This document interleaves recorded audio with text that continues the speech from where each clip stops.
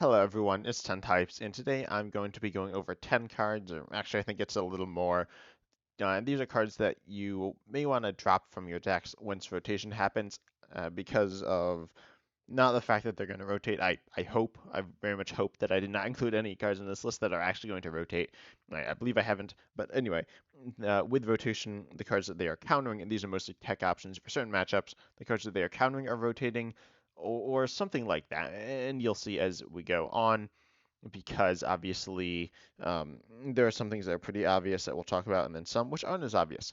But first of all, here we have Vengeful Punch, which is sometimes played in Charizard, and Box of Disaster, which is sometimes played in VMAX. You could play them in other lists, notably Box of Disaster, sometimes played in Arceus decks. It's not that uncommon, but Arceus is not a super common deck, compared to Mew at least. On the other side of things, Vengeful Punch is mostly Charizard. Oh, you can play it in Arceus, I guess. I don't know, it doesn't see as much play. Anyway, the point of these cards is to damage the attacker, but just a little, but that is generally enough to KO the single person Gardevoir. And the Gardevoir EX base deck, it can sometimes KO Zacian V as well, which is also rotating. So this is technically useful against certain Pokemon in that Gardevoir EX deck, but the Gardevoir EX deck is one, becoming worse post-rotation, and two, Gardevoir and Zacian V, the cards it's trying to counter, are not, they're rotating, so you will probably want to cut them. Next up, we have Energy Switch. This is in the Roaring Moon EX deck. I'm not 100% sure if you should cut this card, but I certainly think there's a very good reason to, and that's because let's take a look at a list here. This runs 4, but it runs Galarian Moltres V, which is rotating. Galarian Moltres V is it's a good card. It's a very good card, but it is rotating, and because it's rotating, that means that you can't get that value out of Energy Switch. Energy Switch does two things in the Roaring Moon EX deck. First of all, it allows you to move energy if you saw it as Vitality to a certain Pokemon, and well, I mean you do it to two different Pokemon, and then you have to move them back on to the one same Pokemon. But then it's also useful with Galarian Moltres V. It can be useful with the Radiant Greninja as well, but for the most part, you want it with Galarian Moltres V and Energy Switch, and that combo is really powerful. But at the same time, Galarian Moltres V is rotating, so yeah, you may want to cut that.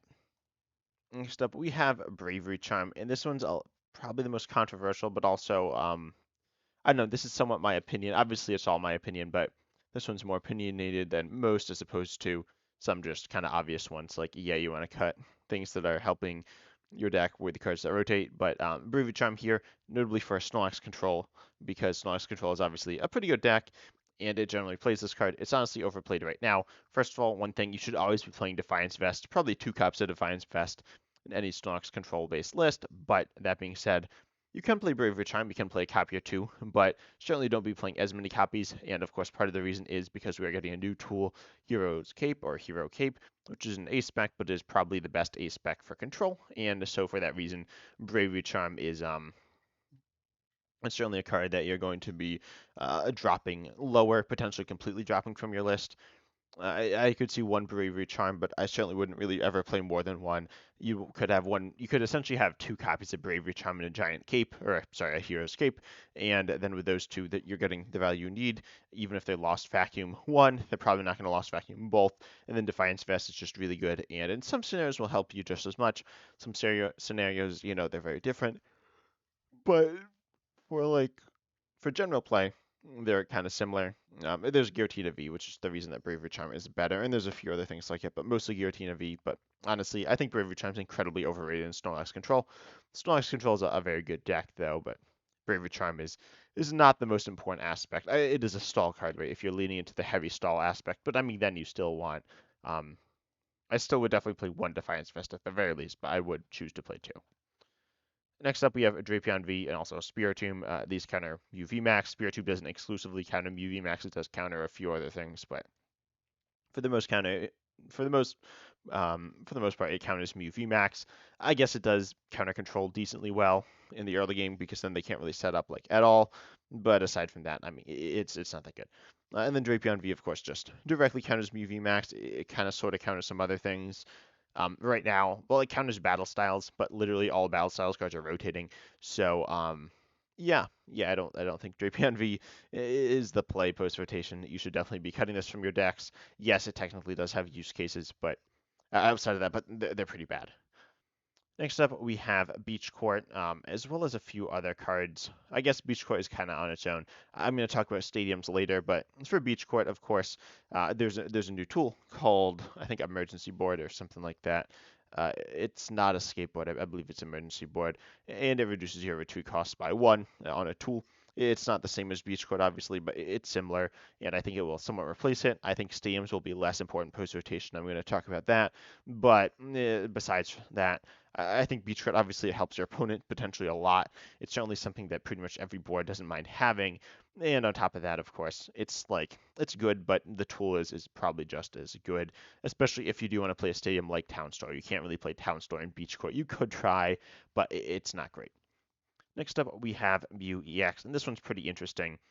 The reasoning for Mu EX being cut is within the roaring or not within the roaring moon deck.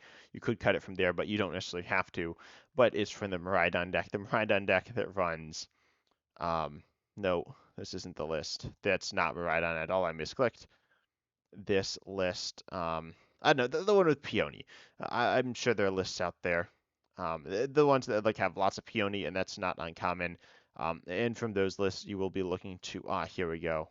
Yeah, the one with four peony, and uh, then or peony. I don't know how to say it. Anyway, so you have peony, and then you combine that with MUEX. But obviously, peony is rotating, and MUEX then you won't want to play.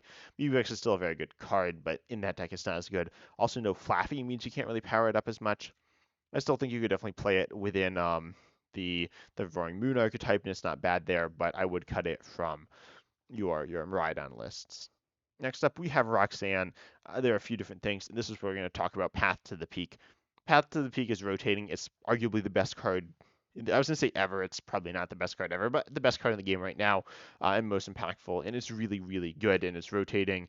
Certainly, I think the best card, best or second best card. The best.